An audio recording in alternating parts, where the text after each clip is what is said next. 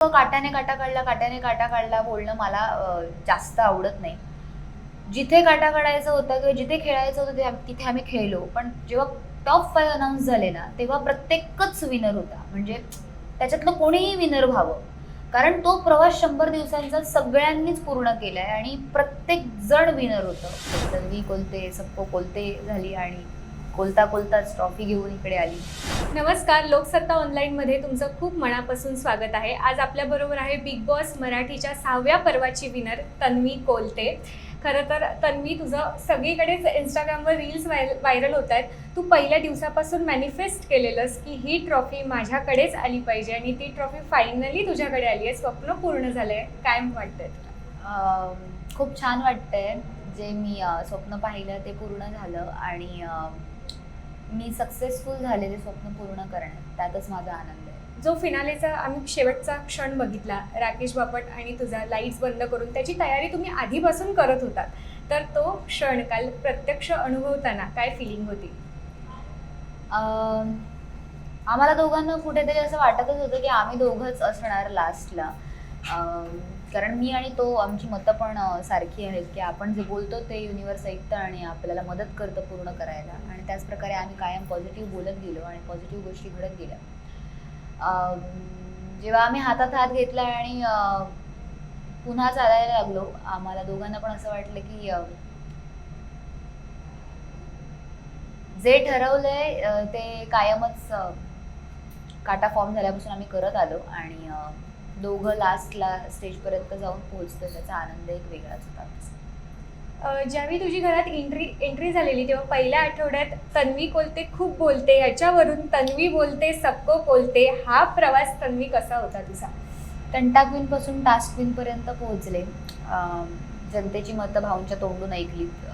तेव्हाच ठरवलं की जनतेची मनं जिंकायची तर भाऊंचं ऐकावंच लागेल आणि मला चुकीची इमेज नव्हती बिल्ड करायची. आणि कारण मी एका नॅशनल टेलिव्हिजन प्लॅटफॉर्मवरती होते, जिथे मला लहान मुलांपासून सगळ्यांना एक मेसेज द्यायचा होता की बिग बॉस जेव्हा आम्ही खेळतो तेव्हा चांगल्या प्रकारे सुद्धा खेळू शकतो आणि प्रत्येकच वेळेस चुकीच्या पद्धतीने नसतो खेळायचा.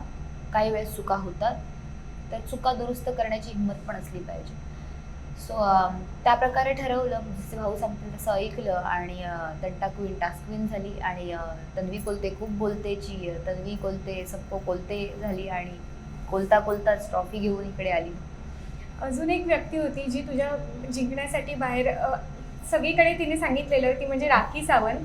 तर राखी आणि तुझा बॉन्ड घरातला कसा होता आणि काल सुद्धा तिची काय रिॲक्शन होती तुला ट्रॉफी घेताना पाहता? तिचं माझं असं होतं, तुझं माझं जमीन तुझ्या विना कर्मेना. सकाळी भांडत असायची, रात्री गळ्यात पडलेली असायची. तर राखी माझ्यासाठी खूप स्पेशल व्यक्ती आहे. तिचं गेमबद्दलचं डेडिकेशन असू देत किंवा ती जशी आहे. लोकांना राखी सावंत माहिती आहे, मला राखी सावंत माहिती आहे जी इमोशनल आहे.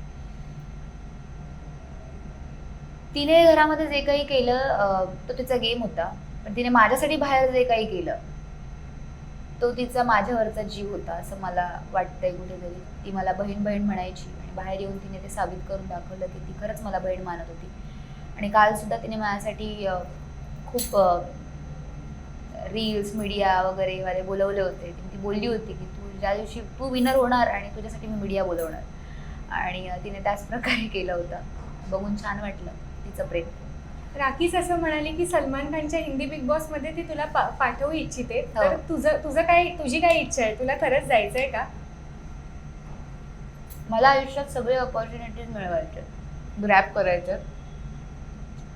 जिथे माझा ब्रँड मोठा होईल, तन्वी कोलते, तो मला मोठा करायचा आहे. आणि ज्या प्रकारे येईल, जसे प्लॅटफॉर्म मिळतील तसं मी हळूहळू ग्रो करेन नक्कीच. तू या घरात 100 दिवस राहिलीस, तुझ्याबरोबर अन्य स्पर्धकही राहिलेत. खूप स्पर्धक असे होते जे बिग बॉस बद्दल निगेटिव्ह सुद्धा बोलून गेले. उदाहरणार्थ आता सांगायचं झालं तर सोनाली राऊत जी बोलली की तिला घरात त्रास झाला. पण आता तू एक विनर आहेस, तर तू या घराकडे कुठल्या पर्स्पेक्टिव्हने पाहतेस? मी विनर असते किंवा मी लुझर जरी असते, मला माहिती आहे मला त्या घराने काय दिलंय.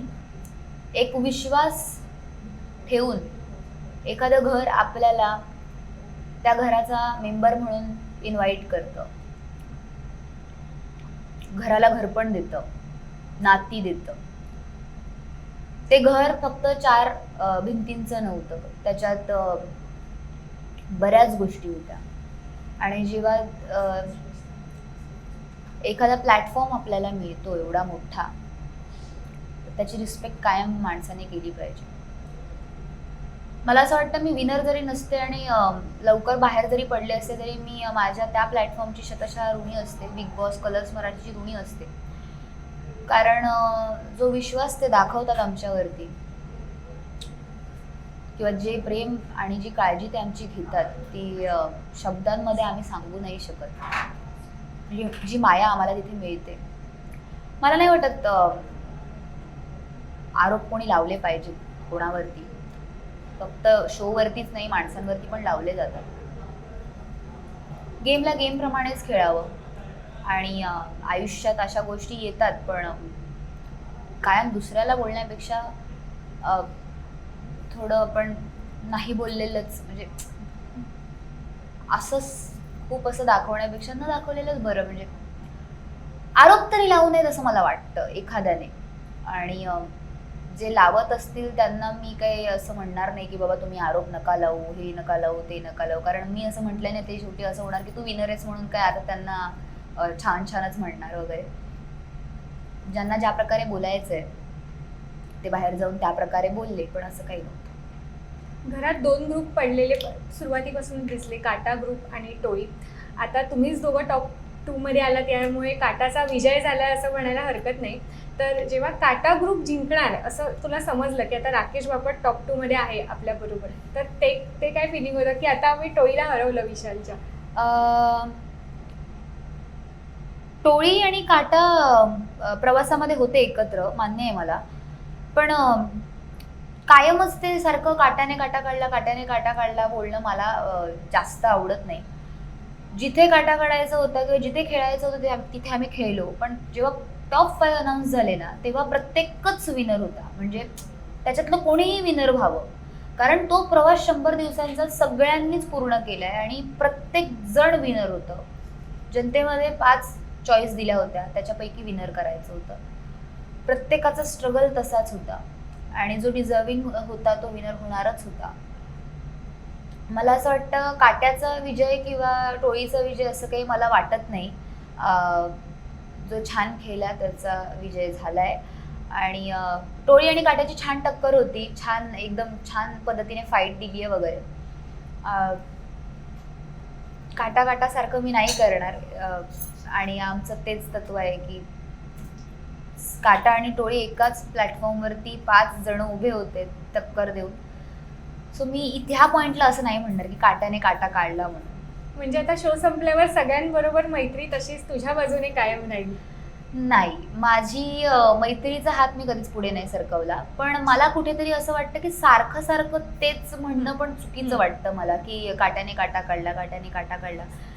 कारण टोळी पण तेवढीच टक्कर देऊन आम्हाला होती. आणि भले मी विशाल अनुश्रीच्या खेळाबद्दल बोलली आहे की मला नाही तसा गेम आवडत खेळायला, पण ती माणूस म्हणून चांगलेच होते की किंवा इव्हन ते ज्या प्रकारे खेळ खेळले तो त्यांच्या वतीने चांगलाच होता की, म्हणून तर ते टॉप 5 मध्ये पोहोचले.